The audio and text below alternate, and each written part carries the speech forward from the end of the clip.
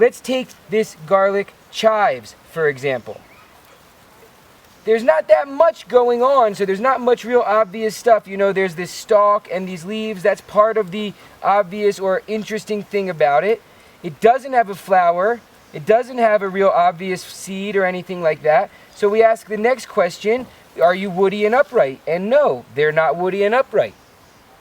The third question, which leads us to plant division, is, are there a lot of little plants all clumped together or growing around the big plant?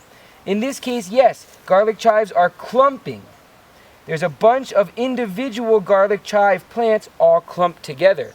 As you might expect, if we lift these up, we will have a bunch of garlic chives to plant.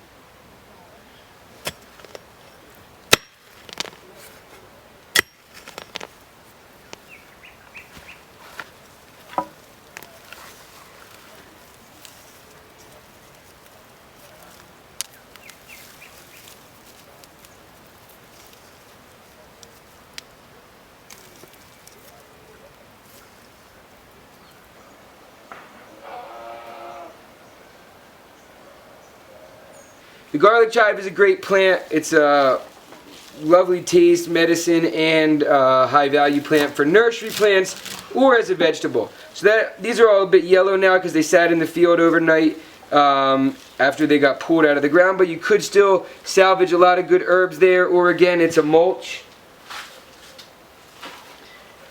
We cut them off again because of the root-shoot ratio. Here you see each one of these comes from a clump like this. So this clump has 1, 2, 3, 4, 5, 6, 7. If you want to divide them individually, there's 1. You might choose to keep 2 together. That might take a little better. I like to prune the roots again, because yes, I pruned the tops and I'll prune the roots, and that helps them fit into my bag or into my box, and helps them to start fresh and take over. A lot of this might rot in the field. So as you can see, I could prune all the roots at once, trim them back, make 1, 2, 3, 4. Even something like this that just has a couple of roots is totally going to grow. I might choose to leave them together, but if I really needed a lot of plants, I could separate them. All the alliums that are perennial, the garlic chives and the onion chives and all these sorts of things, this is how you divide them. You think of the root because that's part of what you use and what they're named after. It's the most obvious thing. If you get one that doesn't have much root that broke off, that's better just for eating. Break this into 2. Even though there's 3 here, we'll only divide it into 2. Keep that together. Now this, again, we'll prune the roots, make sure the roots are all pruned off a little. Can go in the box.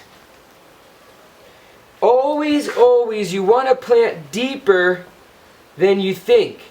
That's how it should be in the soil. Get down in there. You could put about 30 in this box here. Or you could put them in a bag. Again, because it's a slightly bigger root, I'll dump out some of the soil into my box or onto my table. And then I probably will choose to prune that off too.